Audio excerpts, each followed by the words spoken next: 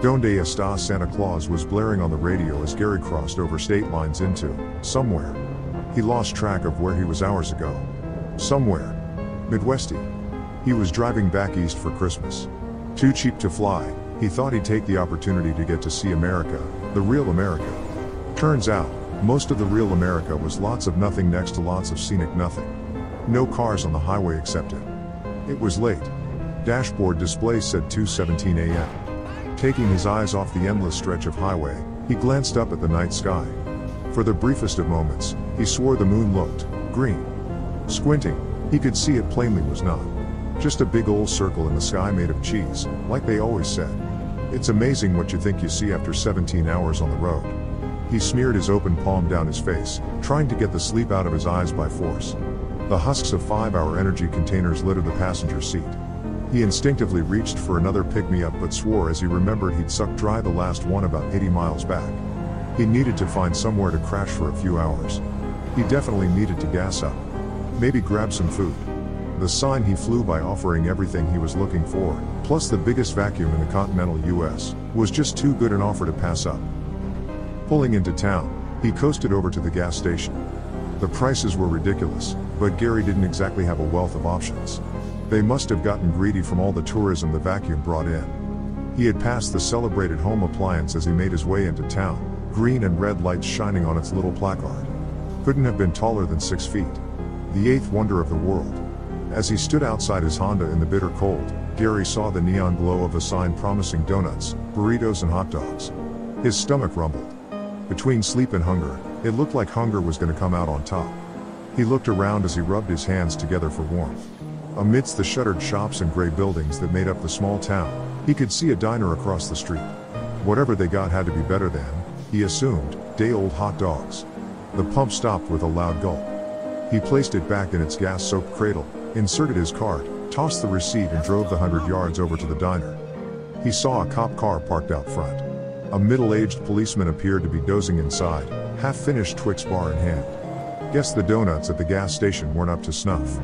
Gary thought, as he slammed the car door shut and pushed open the sleek metallic entrance to the diner. The bell above the door jingled brightly, alerting the diner patrons of the new arrival. 5 or 6 other people were scattered throughout, munching on curly fries and slurping milkshakes. Not exactly a happening spot. Gary walked over to the counter and took a seat on one of the round, bright red stools. In moments, he was greeted by a stocky man in a paper chef's hat. It was green. Weren't they always white? Gary was staring at the hat for a few seconds before the man spoke. "What can I getcha, pal?" He tossed Gary a menu and started wiping his hands on his already filthy apron. Gary didn't bother looking at the menu. Double bacon cheeseburger, mid-rare, curly fries, 2 waffles and a Coke in the largest glass you got. The chef nodded in approval. "You got it, Chief. About 15 minutes." After a few seconds, the chef plopped a football-sized glass in front of Gary, completely shielding himself from view. It was large and plastic. The container itself seemed to shimmy and undulate with the absurd amount of soda and ice cubes floating around inside. Gary shifted the glass slightly so he could see the chef and thank him. "No problem, bud." The chef casually dropped a straw in front of Gary. Gary ripped off the paper sleeve of the straw and dropped it into the glass. It disappeared instantly, vanishing under all those dark bubbles.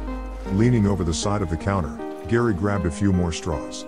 He fished out the drowned straw, fashioned them all into one elephant trunk of a device, dropped it into the drink and greedily began to suck it down.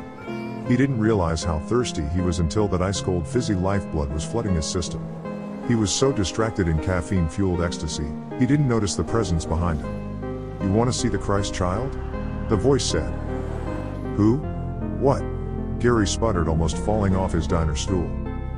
"The Christ child, wanna see him?" The man was dressed in an army surplus jacket.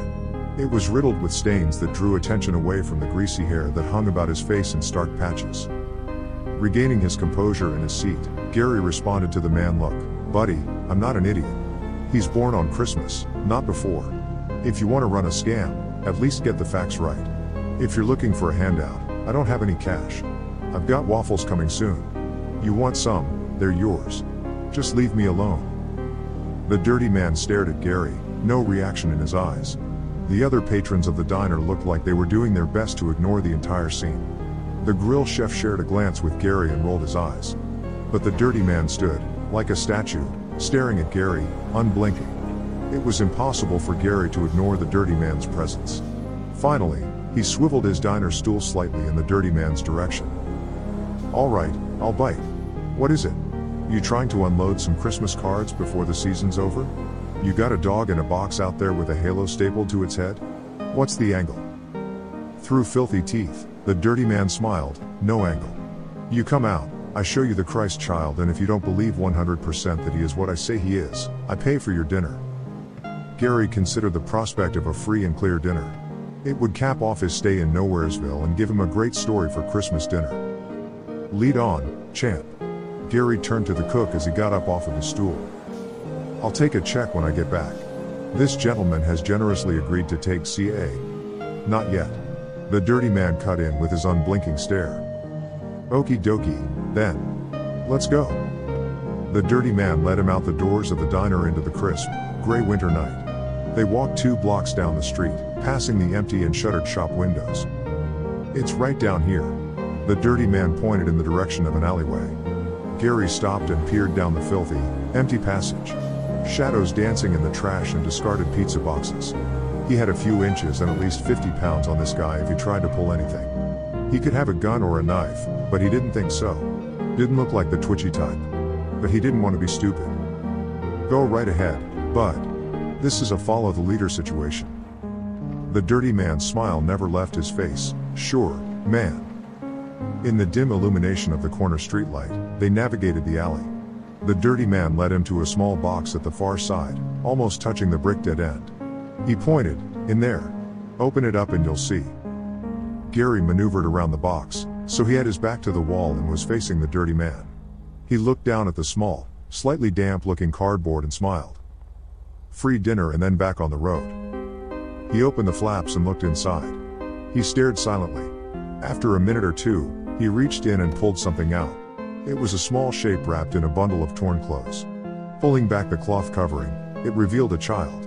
A child with the most striking and beautiful green eyes he'd ever seen. As he held the child, Gary felt like he was plunged into an ocean of calm. Every fear, every worry he had fled like shadows in the sunlight. With tears welling in his eyes, he turned to the man who'd extended an invitation to meet his savior. "You know, I never really believed, it just didn't make sense to me. But this." He looked down at the smiling child. "This makes sense." An energized look crossed Gary's face. "Who else can we tell? Everybody has to know about this. Everybo." He was cut off by the large set of jaws that clamped down and tore out his throat. In his pain and panic, he dropped the child, its tiny mouth stained with crimson. Faster than he thought possible, arms reached out to catch the baby. Arms belonging to the dirty man. Sliding down the brick wall of the alley, Gary ripped off his sleeve and stuffed it against the spurting, open wound on his neck, in a desperate attempt to staunch the bleeding. That's not the Christ child." He choked out, struggling to stay conscious. The dirty man stroked the light tufts of hair on the baby's head as he spoke. "Oh, it's the Christ child all right." He motioned to the opening of the alleyway. The diner patrons, the grill chef, even the sleeping cop he had passed parked in his patrol car. They were all gathered there, crowding out the light. All staring. With their brilliant green eyes. "It's just not your Christ child, it's ours." The dirty man smiled his dead-eyed smile. "And every Christ child needs gifts. Thank you for bringing the first." The last thing Gary ever saw was the dirty man lowering that thing wrapped in swaddling clothes down to his level. It gurgled as its tiny face split apart to make way for endless rows of shiny, red-stained teeth.